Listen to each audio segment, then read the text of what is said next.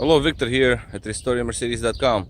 Jason, so let me just recoup what's going on here with your car. So basically, starter is replaced, the keyless entry remote start installed, and the leak that I was having, which is like right over here, that is because the car was angled up and I had to raise the side of it to work under to get the starter in and out. And the reservoir itself, right here, the seal for the height valve, not the height valve, I'm sorry, the level sensor rather, it was leaking. It's a common thing on these cars, but the thing is, reservoir was overfilled. So now we got the reservoir down to the level where it's pretty much supposed to be. And as you can see, the level of the fluid is just above, just like at the line of the sensor. So at this point, maybe we have too much, but I think everything leaked out, so it shouldn't be a problem. Now down under, we have the all hydraulic distribution valve, height valve, everything is in there.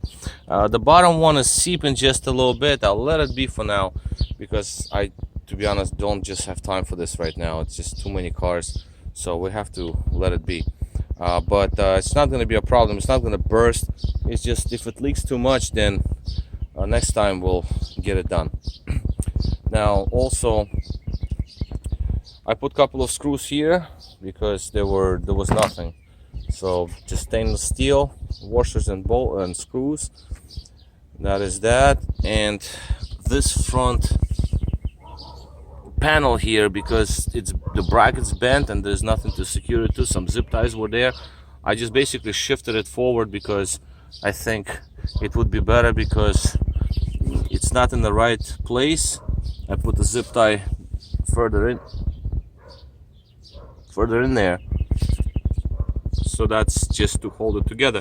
And I moved the bottom portion forward so it doesn't look like it's falling off down over here. It's like it was sagging. Here's the old starter. Just have it laying down here.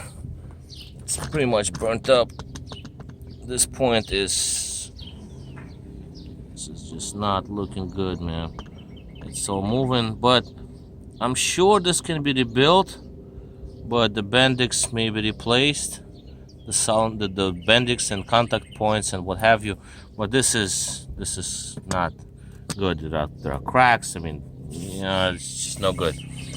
So I'm going to put the starter back in the trunk so you keep it, and if you find somebody to rebuild this, that would be a very good thing because it was very difficult situation with starters. I'm going to leave the starter in the trunk. I'll put it in this box here that replacement starter came in. Rain starts, so I have to move on, but you know what, let me just drop it on for now because rain starts. I want to finish this video. Just leave it like this for now, and I'm gonna pack it up when you pick up the car. So we have the battery that was not attached properly, so I reattached it right, put a little bit of the grease on the bolt over there just so it sits there nice and tight, it's not jumping. The next thing is the strut shock on the passenger side had no clip to it, so I put another clip. I had another strut, and this is original OEM clip, so that's gonna work just fine. So we got that one done. Now the lock and unlock, let's do the remote start, and if we're gonna close the roof. So doors unlock, engine starts, doors relock, that's a normal thing. So because rain starts, I'm going to unlock it and I'm going to close the roof because we don't want it to get all wet here. Steering wheel is locked, and if somebody pushes on the brake pedal, the engine will shut off. Just wait for the roof to finish its operation, and windows for that matter. In order to have a remote start work, e-brake has to be pressed. So right now I'm pushing the brake pedal. Engine dies right away. Steering wheel remains locked, and the car relocks.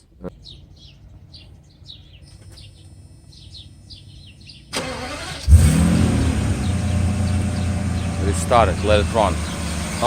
That's basically all. So right now, that's how it's gonna be. I mean, yeah, it has to warm up, and then the air cleaner is off, so we have whatever. I'll just finish it off right now. And that's all I wanted to show you. Parking lights, they stay lit. I'm gonna shut the car down. They shut down as well. The car actually, it should relock when I shut it down. Yes, and it just did. The locks went down over there, lock, and car is locked up. So it works pretty good. I mean, actually, I cannot complain.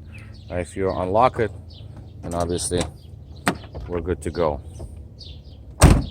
Lock it. I went to the circuit that locks everything, pockets and doors. So that's what I did. Keep it unlocked. It's not going to relock itself when it's unlocked with the unlock button, but it will relock itself when remote start finishes its cycle, 15-minute cycle. That is something to remember, because you might lock yourself out. That's about it. I think for now we're in good shape. Everything works.